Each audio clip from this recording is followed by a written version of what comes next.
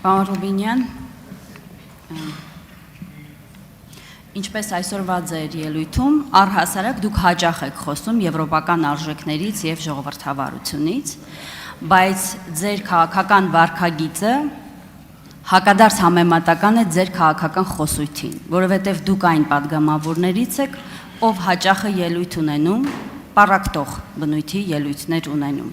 Եվ հետևաբար այս համատեքստում առաջադրվելով որպես ազգային ժողովի նախագահ, ում գործառույթի շրջանակը ներառում է նաև խորհրդարանի բնականոն աշխատանքը, ինչպես եք պատկերացնում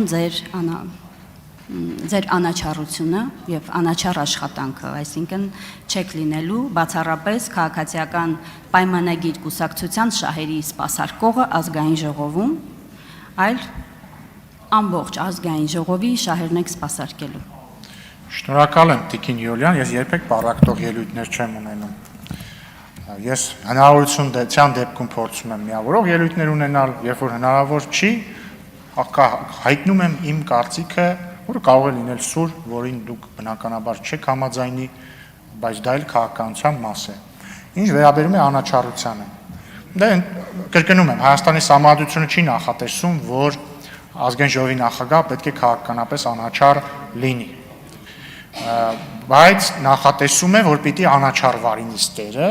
երբ որ իր նիստը նախագահելու իր գործառույթն է իրականացնում, ավելի շուտ Սահմանադրությունը չի նախատեսում, բայց ընդհանուր առմամբ դա է իմաստը, որ պետք է անաչառ կերպով վարի նիստերը,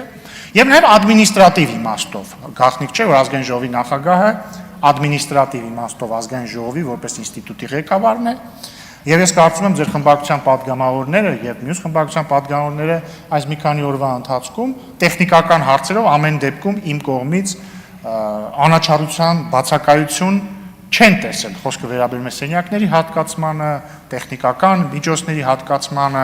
եւ այսպես շարունակ։ Իդեպ ինձ հայտնեցին, որ ուժեղ Հայաստան խմբակցությունը հարցրել է, թե արդյոք կարող են վերանորոգել իրենց սենյակները, այո, կարող են, եթե ուզում եք վերանորոգել, վերանորոգեք, ես դեմ չեմ բացարձակապես։ Ես կարող եմ խոստանալ, որ երբ որ ես լինեմ այնտեղ, եթե ես լինեմ այնտեղ, ես կլինեմ անաչառ, ես կարող եմ խոստանալ, որ ադմինիստրատիվ իմաստով ես լինելու եմ անաչառ, բայց ես կարող եմ նաև խոստանալ եւ ասել, որ ես այստեղից հայտնելու եմ իմ կարծիքները, ինչպես եւ արդեն ասացի։ Շնորհակալություն։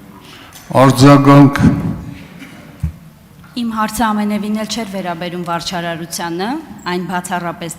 վերաբերում էր ձեր քաղաքական վարքագծին։ Շնորհակալություն, դե արդեն ասեցի, քաղաքականապես ես պարտավոր չեմ լինել անաչառ, իհարկե հաշվի առնելով,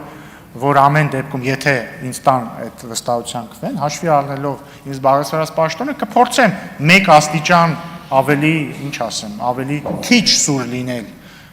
բայց չեմ խոստանում, որ ընդհանրապես սուր չեմ լինի, բայց խոստանում եմ, որ եթե լինի փոխադարձություն, բնականաբար կպահեմ